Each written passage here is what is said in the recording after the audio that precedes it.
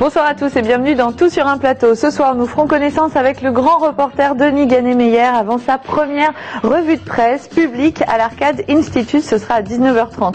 Près d'une dizaine de restaurants ouverts en à peine 2 ans sur Tours. Nous parlerons ce soir de la tendance du sushi afin de comprendre cet engouement des Français pour la cuisine asiatique, je vais y arriver, et japonaise. Et puis nous irons à la découverte du musée de l'Osier et de la Vannerie à Vilaine-les-Rochers qui vous invite ce week-end aux Journées du patrimoine de pays. Et puis enfin, nous vous dévoilerons la sélection littéraire de notre lectrice Rachel Sadelli ainsi que les dernières perles dénichées par notre commissaire-priseur Aymeric Rouillac. C'est parti pour Tout sur un plateau.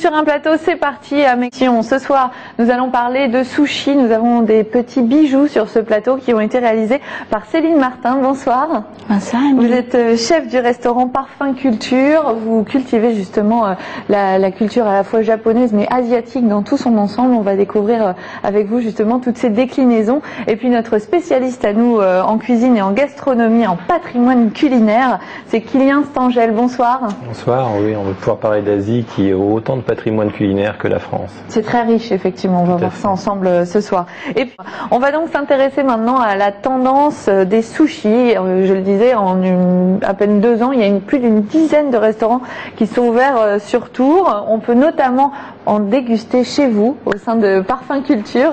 Céline, je le disais, vous êtes venue avec quelques-unes de vos réalisations. Alors, à quel moment est-ce qu'on a vu justement arriver tous ces restaurants asiatiques en France? Et là, on parle d'une tendance récente, mais ça remonte un petit peu plus longtemps, l'installation des premiers restaurants.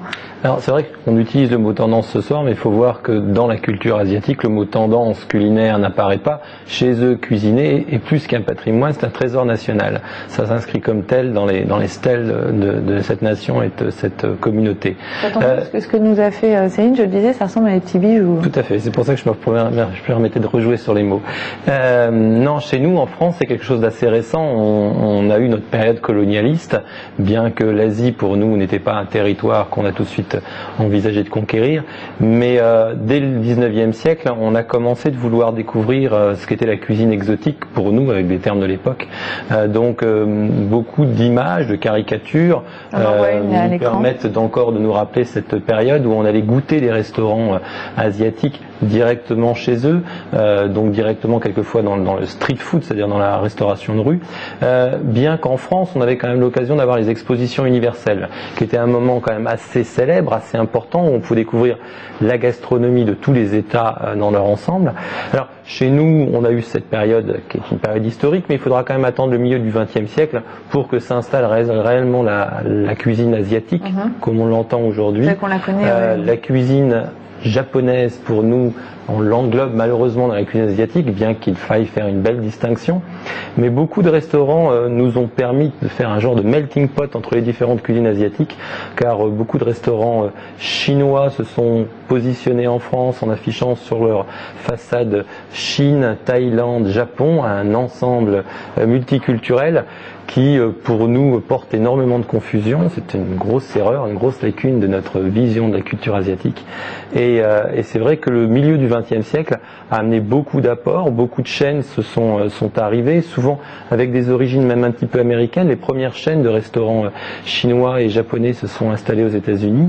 Les premières chaînes d'ailleurs étaient aux États-Unis dans une démarche plus de prestations, de jonglerie, de découverte des teppanyaki par exemple, qui permettaient de faire spectaculaire. Voilà, le fameux film L'aile ou la cuisse de Louis de Funès nous permet de nous montrer certaines images comme ça où on voit le spectacle du cuisinier en train de jongler avec ses instruments et en même temps de faire sauter des morceaux de poisson sur les plaques de cuisson, teppanyaki qui veut dire d'ailleurs plaque de cuisson.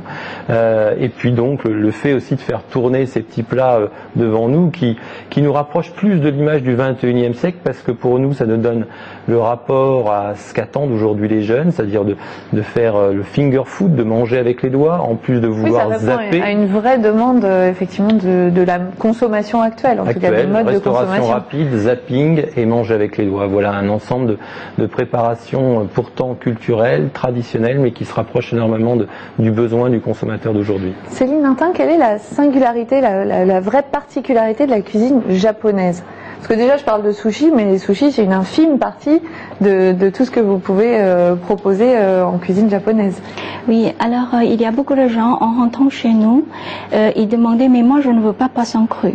Moi j'assure que beaucoup de Japonais, la plupart des Japonais mangent comme nous des plats cuits. Alors, poisson cru, c'est une petite partie. Maintenant, beaucoup de Japonais, même chez eux, si ils veulent manger poisson cru, ils ne préparent jamais chez eux, même les sushis. Voilà, ils appellent ou bien ils vont acheter. Et sinon, à la maison, on mange des plats cuits japonais. Là, vous nous avez préparé plusieurs plats différents, plusieurs séries. Oui, alors j'ai préparé 2 plateaux de sushi. Donc un plateau, c'est le sushi traditionnel avec le poisson. Et l'autre plateau, c'est végétarien. On peut trouver dans les sushis poisson, crustacés, fruits de mer, ou bien végétarien, mais jamais viande. Jamais viande. Ou bien foie gras. Bon, mais c'est vrai qu'on peut faire ce qu'on veut, hein, mais en ce qui concerne le sushi. Alors je me souviens aussi, après la Deuxième Guerre mondiale, comme California Roll est retourné au Japon, ça a provoqué à l'époque-là des colères des papis et mamies. Alors ça, c'est ceux qui ont le riz autour, hein, c'est ça? C'est-à-dire, la préparation, c'est à l'envers, voilà, que la traditionnelle. Et là, il y a une boîte, c'est l'anguille. Il est cuit. Voilà, donc c'est traditionnel ce que j'ai préparé aussi. Et ce goût-là, ce que je ne veux pas, c'est le goût change. Donc tout ce que je prépare jusqu'ici, le goût c'est depuis mon enfance jusqu'ici. Donc je parle beaucoup de mon enfance. Je ne suis pas japonaise, je suis taïwanaise. Je suis née à Taïwan. Alors seulement, Taïwan a été occupé par les Japonais pendant 50 ans. Et pendant ces 50 ans-là, il y a beaucoup de choses. Et toute cette influence justement. Voilà. Et qui sont fusionnés, quelle que soit la culture ou bien la civilisation, une partie, et aussi la nourriture. Voilà. Donc il y a beaucoup de plats maintenant chinois ou taïwanais qui sont adoptés par les Japonais, et il y a aussi beaucoup de plats japonais qui sont adoptés, voilà, à Taïwan aussi. Donc comme j'ai bénéficié de ces 2 cultures, je voudrais aussi faire bénéficier les gens ici pour découvrir. Et c'est ce que vous faites justement dans votre restaurant. Ouais. L'idée c'est aussi de les surprendre. Surprendre, non, je n'ai pas fait dans cette intention-là. Des fois, on nous a dit Parfum Culture est caché dans un coin de la ville de Tours. C'est ce qu'on voit de temps en temps dans la presse. On n'a jamais fait la publicité. Alors seulement, c'est qu'on a tellement de plaisir de travailler soigneusement avec des produits nobles, on travaille avec des gestes nobles, on aime bien ce qu'on fait et les clients ils aiment aussi ce qu'on fait, donc ça vibre, ça fait écho tout simplement. Alors on le disait, les enseignes sont nombreuses aujourd'hui sur Tours. Isolde Berger est allée à la rencontre de 2 responsables d'enseignes Tourangelle.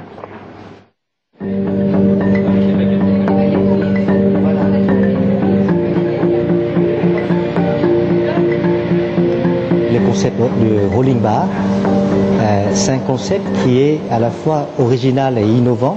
Les clients, des jeunes ou dînent devant des assiettes en couleur. À chaque couleur d'une assiette correspond à un tarif. Ça permet aux clients de manger selon la vitesse, selon le temps qu'ils désirent. Le métier de sushiman, et notamment les chefs, c'est un métier assez spécifique qui demande de l'expérience, des compétences et aussi de la dextérité. Il faut être très rapide. Par-dessus tout, non seulement être rapide, mais aussi présenter les produits avec, disons, qui attire l'œil.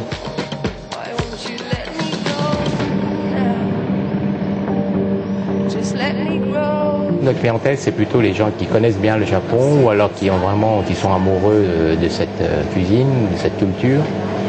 Ou alors c'est vraiment des puristes qui connaissent vraiment bien. Il y a une grosse méconnaissance de cette cuisine. Je pense qu'il y a des idées reçues qui sont complètement fausses, quoi.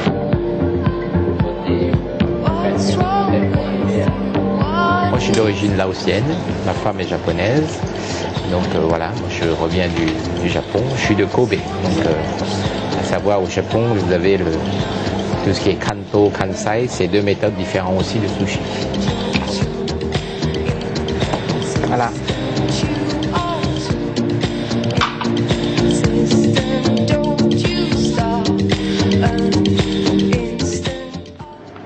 Voilà, donc on le voit à travers ces différents exemples, il n'y a pas une manière unique de préparer les sushis, de préparer justement toutes ces spécialités. Vous-même, qu'est-ce que vous employez comme technique? Alors, au Japon, il y a deux grandes familles de sushi. Donc, comme monsieur il a dit tout à l'heure, Kansai et Canton. Alors, il y a donc style Tokyo. C'est ce que je utilise.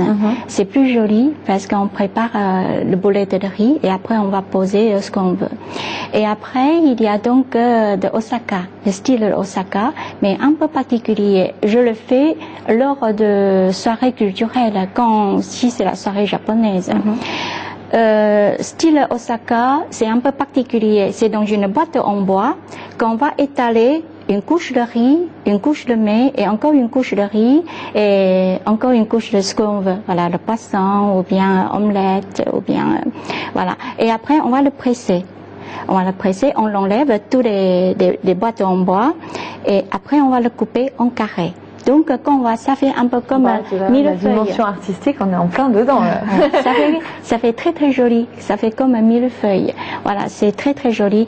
Mais une fois pressé, ça change quand même le goût. Le goût est un peu écrasé.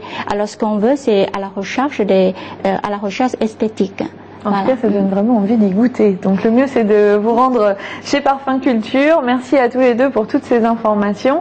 Et puis donc en plus ce soir, il y a une rencontre. Oui, excusez-moi, on m'a demandé de parler de la méthode de grand-mère japonaise pour préparer le riz. J'ai promis donc à tous mes clients, je peux expliquer. Rapidement. Voilà, oui, rapidement. Donc voilà. Si vous avez promis. Oui. Alors, chez nous, on fait cuire le riz à vapeur. Alors, une fois le riz est cuit, il est très très chaud, on va le verser sur le plateau en inox.